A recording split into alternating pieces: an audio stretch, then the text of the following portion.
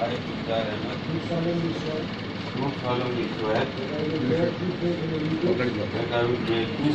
allegiance to Pakistan, that as I Chief Justice of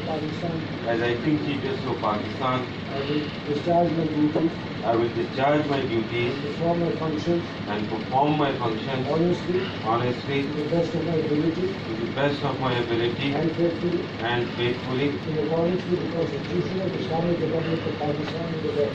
And the law. That I will abide by the code of conduct issued by the Supreme Judicial Council.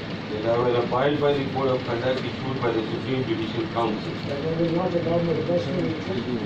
I will not allow my personal interest to influence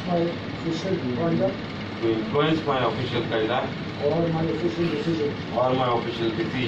That I will preserve, protect and defend the Constitution of the Islamic Republic of Pakistan. That I will preserve, protect and defend the Constitution of the Islamic Republic of Pakistan. And that in all circumstances, I will do right to all manner of people, according to law, without fear or favor, affection or ill will. May Allah Almighty help and guide me. Ameen.